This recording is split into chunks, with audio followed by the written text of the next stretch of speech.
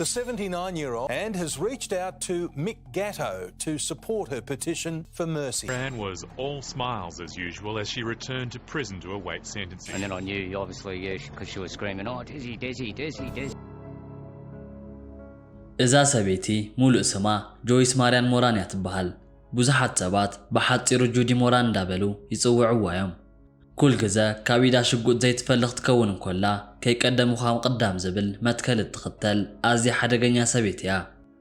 ጁዲ ሞራን ናይ ተባዕለምና ኣዝዩ መዘራረቢ ናይ ዝኾነ ሕቡእ ጉጅለ ማፍያ ኣደ ኮይና ኣብ ታሪኽ ትምህርትን ምንቅስቓስን ኣውስትራልያ ስሞም ብተደጋጋሚ ካብ ዝለዓል ስድራ ቤት ሞራን ውሽጢ ከም ቀንዲ ተጠቃሲት ምዃና ዝረበላ እዩ።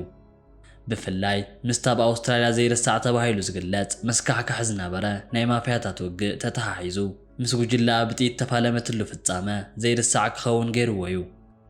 ካብ 1998 ክሳብ 2010 ኣብ ዝነበረ ኣዝዩ ከቢድ ናይ ኣውስትራልያ ሜልቦርን ናይ ማፍያታት ውግእ 36 ዝኣኽሉ ስሞም ፍሉጥ ዝኾነ ሓደገኛ ማፍያታት ተቐቲሎም እዮም።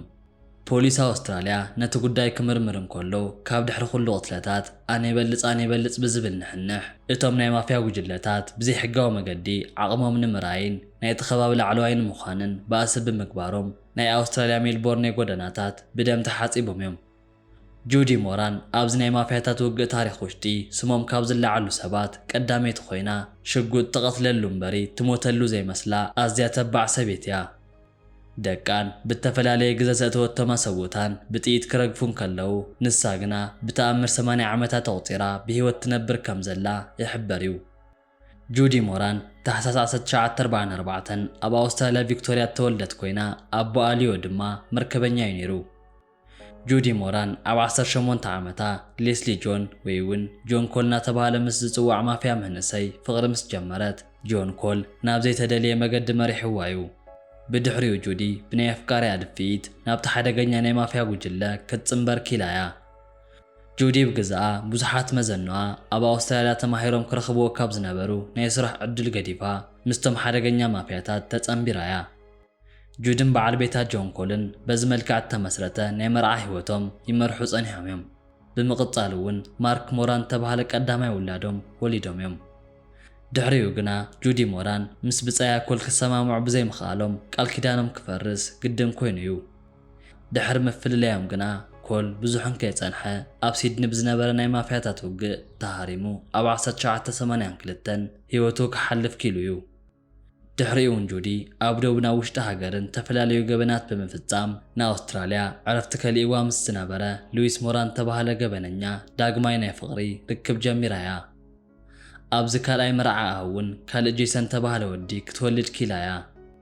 ጁዲ ዝመረጸቶ ናይ ህይወት ኣካይዳ ብዝምልከት ሰባት እዛ ሰበይቲ ኣዝያ ሓደገኛ ከም ዝኾነት ተዛሪቦም እዮም። ካብቲ ዕድመ ንእስነታ ጀሚራ ክሳብ እርጋና ተሓላለኸ ህይወት ብምምራጽ ካብዚ ናይ ህይወት መገዲ ንኸይትፍለ ዝመሓለት ሰብ እያ ክብሉ ይስምዑ እዮም። ቀዳማይ ወዳ ማርክ እውን ኣሰረዲኡ ተኸቲሉ ልክዕ ከምኣ ደፋርን ጨካንን ኮይኑ ነቲ ስራሕ ብምጥንኻር ብዝበለጸ ከም ናይ ስድራ ቤት ቢዝነስ ኣጋፊሑ ቀጺልዎ እዩ። ብፍላይ ዘካርተን ክሪዮት ተባሃለን ኣብ ኣውስትራልያን ኢጣልያን ናይ ማፍያታት ጥምረት ዝኾነ ኣብ ኣውስትራልያ ተመሰረተ ናይ ማፍያ ጉጅለ ብጁዲ ሞራን ክምራሕ ጸኒሑ እዩ። ጁዲ ሞራን ምስ ኣብቲ እዋን በዓል ቤታ ዝነበረ ሉዊስ ሞራንን ወዶም ጄሰን እውን ስሞም ምስ ዝገነኑ ኣልፎንሶ ጋንጊታኖ ከምኡውን ማይክ ጋቶ ምስ ተባሃሉ ናይ ኢጣልያ ማፍያታት ብምዃን ዝመስረትዎ ጥምረት ነቲ ስራሕ ካብ ጉጅለ ገበን ሓሊፉ ብኢንተርፕራይዝ ደረጃ ክዓብን ክሰፍሕን ገይሮሞ እዮም። ብድሕሪኡ ምስ ካልእ ናይ ኣውስትራልያ መዘራረቢ ማፍያ ዝኾነ ካርል ዊልያምስ ጥምረት መስሪቶም እዮም። ኮይኑ ግና ብዙሕ ከይጸንሑ ኣብ 1999 ኣብ ላልሶን ፓርክ ገይሮሞ ብዝነበሩ ኣኼባ ኣብ መንጎኦም ከቢድ ምስሕሓብ ስለ ዝነገሰ ናይ ጁዲ ሞራን ምስ ናይ ካርል ዊልያምስ ጉጅለታት ንከቢድ ውግእ ርእሶም ኣዳልዮም እዮም። ናይዞም ክልተ ሓያላን ማፍያታት ውግእ ኣብ ኣውስትራልያ ሜልቦርን ምስ ጀመረ ናይ ጁዲ ሞራን ካልኣይ ወዳ ጄሰን ሞራንን ነቲ ሓያል ካርል ዊልያምስ ከብዱ ብጥይት ሃሪሞም እዮም። ኮይኑ ግና ካርል ዊልያምስ ከይሞተ ብሂወት ክተርፍ ኪሉ እዩ። ካብ ሆስፒታል ምስ ወፀ ግና ካርል ዊልያምስ ንስድራ ቤት ጁዲ ሞራን ናይ ሓዊ ባርዕ ኮይኑዎም እዩ። እቶም ክልተ ደቃ ማርክ ሞራን ኣብ 2000 ጄሰን ሞራን ድማ ኣብ 2003 ብጉጅለታት ካርል ዊልያምስ ተተኪሱሎም ክሞቱ ኪሎም እዮም። እዚ ሕለኽለኽ ዝበለ ጉዳይ ንፖላይስ ሓበሬታ ንምስናድ ከቢድ ዝገበሮን ንስድራ ቤት ጁዲ ሞራን ድማ ጥርሑ ዘትረፈን ክስተት ኮይኑ እዩ። ክልቲኦም ኣሕዋት ደቂ ጁዲ ሞራን ኣብ ውሽጢ 3 ዓመት ምሟቶም ንስድራ ቤት ሞራን ናብ ዓብዕ ግርግር እትይዎ እዩ። ድሕሪ 1 ዓመት ኣብ 2004 ድማ ናይ ጁዲ ሞራን ካልኣይ በዓል ቤት ሉዊስ ሞራን ኣብ ማፍያ ጉጅለ ኢንተርፕራይዝ ውሽጢ ዝነበሮ ዓብ ቦታ ከይትንከፍ ንምግባር ኣብ ዝኣተወ ጎንፂ ጥይት ዘኒብሉ ክመውት ኪሉ እዩ። ናይቲ ስድራ ቤት ጨንፈር ዝኾነ ዴስሞንድ ቱፖን ሞራን ተባህለ ናይቲ ስድራ ቤት ኣድላይ ሰብ ኣብ 2009 7 ግዜ ብጥይት ተወቂዑ ህይወቱ ሓሊፉ እዩ። ናይዚ ሰብ ሞት ግና ብኻልእ ብደገ ሰብ ዘይኮነስ ኣብቲ ውሽጢ ብስድራ ቤት ጁዲ ሞራን ተፈጸመ ከም ዝኾነ ምልክታት ተራእዮም እዮም። ቀዳመይቲ ተጠርጣሪት ባዕላ ጁዲ ክትከውን እንኮላ ምኽንያት ተባህለ ድማ ኣብቲ ውሽጢ ስድራ ቤት ብዝነበረ ናይ ስልጣን ንሕንሕ እዩ። ውሽጣዊ ፍልፍላት ጸኒሖም ከም ዘውፅዎ ዴስሞንድ ክእሰር ከም ዝነበረ ስለ ዝበፅሓትሉ ክትቀትሎ ኩነታት ተመቻችው ከም ዝነበረ ተሓቢሩ እዩ። በዚኦም ናይ ምርመራ ውፅኢታትን ብስልኪ ቅዳሕ መርትዖታትን ከምኡውን ብኻልኦት ተጠርጠሩ ናይ ገበን ጉጅለ ጁዲ ሞራን ተሓታቲት ዋላ እኳ እንተኾነት ንሳ ግና ፈፂመን ዴስሞንድ ቀተልክዎን ክትብል ተማጊታ እያ። ኮይኑ ግና የማን ፀጋም ሰምዐ ቤት ፍርዲ ተሓታትነት ተረጋጊፁ ጥፋኣተኛ ኢኺ ቅትለት ፈፂምክዮ ኢኺ ክብል ደምዲምዎ እዩ። ብመርመርታ ዓቃቢ ሕጊ ፎርድ ተመርሐ ናይ ክስ መስርሕ ብ2009 ሰነ 15 ንተፈጸመ ቅትለት ጁዲ ሞራን ብቐጥታ ቅትለት እኳ ተዘይፈጸመቶ ኣዛዚትን መራሒትን ከም ዝነበረት ግና መርትዖታት ተረኺቦም እዮም። ነዚ ስዒቡ ኣብ ልዕሊ ጁዲ ሞራን ናይ 26 ዓመታት ማእሰርቲ ተበይኑላ እዩ።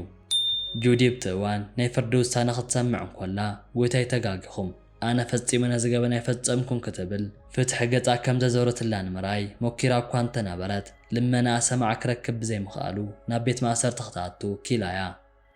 ብዙሓት ሰባት እውን እዛ ሰበይቲ ብተወደቡ ገበናት ሃብቲ ዘኸዕበተት እያ ክብሉ ይገልጽዋ እዮም።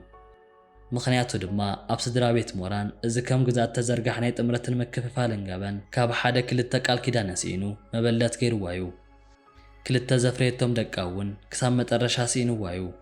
برجت أبتوان زنبرت لنا يطعنا خناتات أو قمت بمئتاو نساب زبالتون أي لما قال محرد زحتة لا سباتون نيروم يوم جودي موران نتني حنكا غازنا براني هفاتم هيوت نكي من لاستخل كلا ناي بيت ماسرتي وتجمرت أب فيكتوريا من دكانستي بيت ماسرتي كوينيو بفلاي زاتوت اللو بيت ماسرتي أزي تبقى حلوة زبزحوي نيرو جودي موران كتمرحو بزتنحتنا ما فيها بجلة زفريت تهاب تترايزي كونس الفصالاتهم بمخانو بيت ماسرتاتيوم بحنا كي يقتلوا لعلتنكا تغيرو اللايو زنابرت اللبوتا مسدقة عالم نخيط الرخب لعل حلوة زنابر بمخانو بزحات أوشت بيت ماسرت التهانتا كالا بيت ماسرتي ويون بريزن ويزين بريزن بمبال نتخونتات قليت أمويوم زوم سبات كم زبلوو إذا سبيتي أو دقة عالم كم زلمد الطعينات أبيت ماسرت وشتون كتلات ياكبلو يسمعيوم أبلو على خالوت وسورات ويلشر بلعل بمرقات أب تحت حق خوينا كاب حق سرعة وطاء كإذا زولان كان خنوان تدل خمز نبرات يزرب اللايو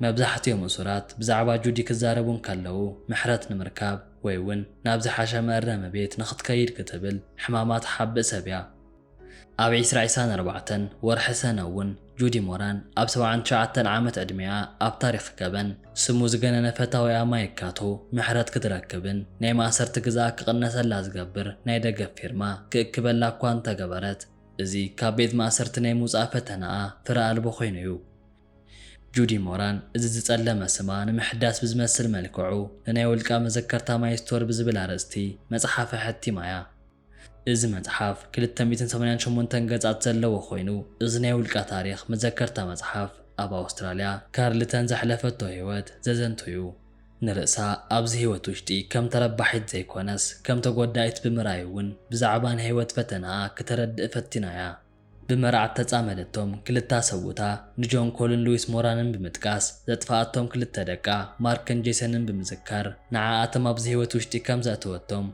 قلت عيا بحافشا جودي موران إذا زاكل هيوت تسعانت سب مخانا كتأمن كوان تفتنت قاليوم بالتسلم مقالات نايت ماليان خطر السع نافتنت ياكبلو قالي زوميوم ናይ ጁዲ ሞራን ሓደገኛ ጸላእ ዝነበረን ንሞት ደቃ ጁዲ እውን ብተዘዋዋሪ ተሓታተ ዝነበረ ካርል ዊልያምስ ተፈሪዱላ ቤት ማእሰርቲ ንክቕተል ብምግባር ጁዲ ሞራን ዝነበረ ኣጃም ኣዝዩ ልዑል ከም ዝነበረን ኢዳ ነዊሕ ምዃኑን ዝገልጽ እዩ።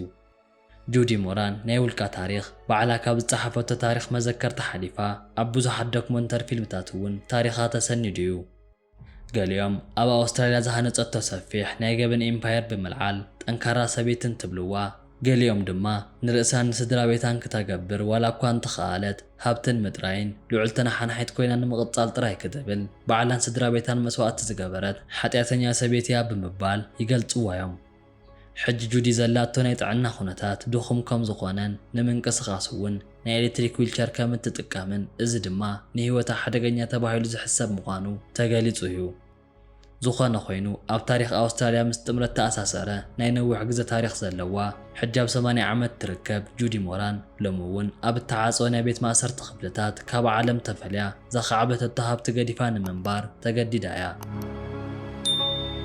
እሞዳ ክቡራት ተዓዘብቲ እዚ ቻናል ኣብዚ መደብ ንዘለኩም ርእቶ ኣብ ናይ ኮመንት ቦታ ግደፍሉ እናበልኩ ላይክን ሸርን ብምባል ናብ ኩሉ ንክባጻሕ ደገፍኩም ኣይፈልየኒ ክብል ፈቱ።